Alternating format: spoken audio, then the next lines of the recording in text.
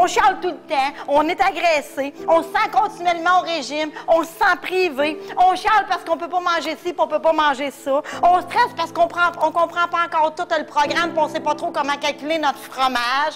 On stresse parce qu'aujourd'hui, c'est la pesée. C'est pas mêlant, il y en a qui arrivent à peser puis ils me disent « Ah, me trompes-tu? » Levez la main pour le fun, là, il filmera pas. Ceux que la pesée, elle les stresse.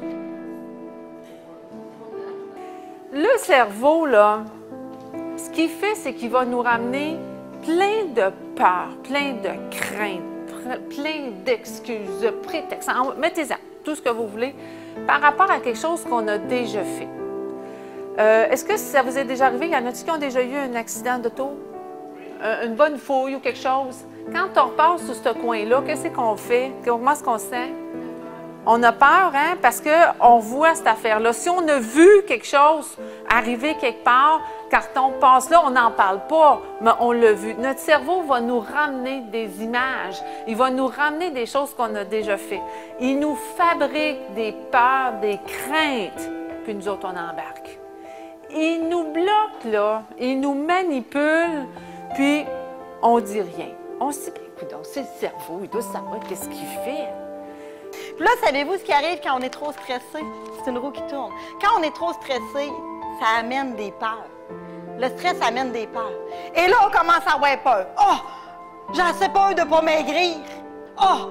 J'ai assez peur d'engraisser. Puis qu'est-ce qui arrive quand la peur embarque puis que tu as peur d'engraisser? T'engraisses. Puis qu'est-ce qui arrive quand tu t'engraisses? Tu te prives. Tu stresses puis tu... Ouais. Là, tu es stressé puis tu as peur. Puis là, tu as peur puis tu stresses. Puis etc. Mais quand tu as peur souvent, puis je le vois, la peur te pogne de manger, tu te mets à te priver. Ah! M'a mangé moins un petit peu. M'a me priver. On mange pas assez parce qu'on n'a pas d'engraisser, alors qu'on vient de le dire. Le mot est juste. Elle a totalement raison. Il faut manger pour maigrir. Il faut manger adéquatement des bons aliments.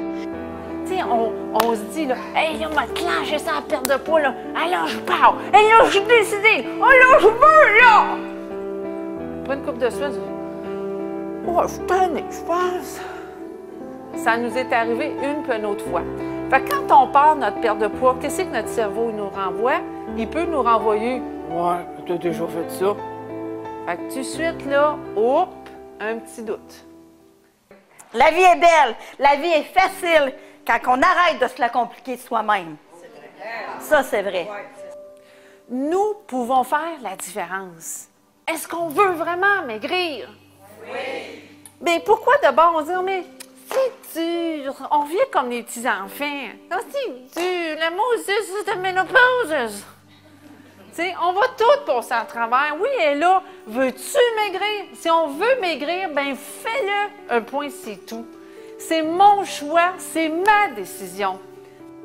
Qu'est-ce que je suis prête à faire pour que ça change? Parce que si je fais les mêmes affaires qu'avant, il y a des chances que je vive les mêmes affaires qu'avant. C'est logique, mon affaire, hein? C'est juste ça. Le cerveau, il va dire des fois, « Ouais, ça peut déjà arriver d'essayer ça. Tu vas-tu me faire de la misère encore longtemps?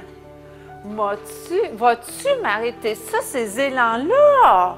Ça va te prendre encore combien de fois avant de comprendre que tu vas rester de même? » Ça vous est-tu déjà arrivé de vous dire ça?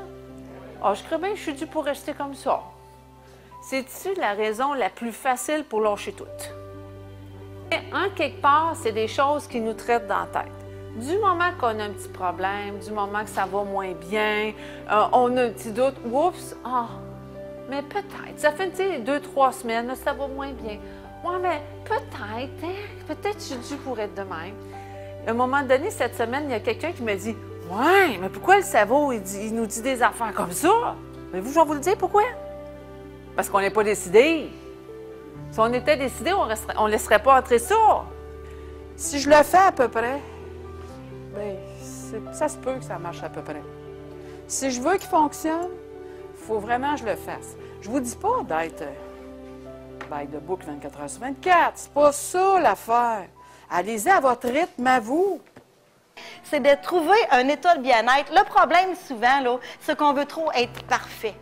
Oui, c'est correct de bien faire son programme, de bien faire ses mesures, de bien venir faire ses pesées, de venir à toutes les semaines à sa conférence, d'être bien là-dedans. Oui, c'est correct, mais il ne faut pas que ça devienne un stress. Il faut que tu en retrouves un certain bien-être. Oui, bien faire, mais dans un état de bien-être. Ça doit être tout simplement une façon d'apprendre. Ça doit être tout simplement une façon de t'en sortir, un nouveau défi à relever. Prouver aux autres que c'est possible, et je vous jure que c'est possible, de cheminer dans son main sa vie, de réussir son main sa vie, de faire de main sa vie un mode de vie à vie puis une saine alimentation pour la vie. Oui, c'est important de peser, c'est important de mesurer, c'est important de respecter les portions du programme alimentaire. On s'en sort pas. Si je veux des changements dans ce que je vis, je dois faire des changements. Et oui, ça demande des changements de comportement aussi. Puis je ne vous ferai pas à croire que c'est facile. Mais il y a moyen de changer des choses. J'aimerais que vous vous posiez une question cette semaine. Ça fait combien d'années qu'on perd à essayer de maigrir en gardant nos anciennes habitudes ou en essayant que ça y aille vite dans notre affaire? Combien d'années qu'on perd? Posez-vous la question. Moi, je peux vous le dire, j'ai perdu 18 ans de ma vie. De 12 ans à 30 ans, j'ai essayé d'éliminer du poids avec des méthodes rapides. L'obésité augmente de façon exponentielle dans notre ville, dans notre environnement, dans notre pays. C'est grave. Le champ de bataille de l'obésité, c'est plus juste dans les adultes. On est en train d'entraîner les enfants dans notre démesure. C'est grave. Est-ce qu'on peut changer ça? Oui. La conférencière disait toujours ça. Mais sa vie, ça marche quand on le fait. C'est vrai? Ben oui. C'est simple de même. Bien simple. Le meilleur temps pour faire main sa vie, c'est maintenant. C'est maintenant. Le meilleur temps pour faire main sa vie, c'est quand toi, tu es prêt. Et si tu n'es pas prêt, bien, il y a une façon de le devenir, c'est de décider. Parce que quand tu décides, après ça, on dirait que tout s'enchaîne puis que tu passes à l'action. Réflexion, décision, action. Et voilà. Pourquoi je suis venue à Main sa vie? Je suis venue à Main sa vie pour changer des habitudes alimentaires, pour améliorer ma santé, pour éliminer du poids. J'étais à la bonne place. Main sa vie pour la vie. Pas Main sa vie sauf à Pâques. Pas Main sa vie sauf à la fête des mères. Pas Main sa vie sauf à ma fête. Main sa vie à vie.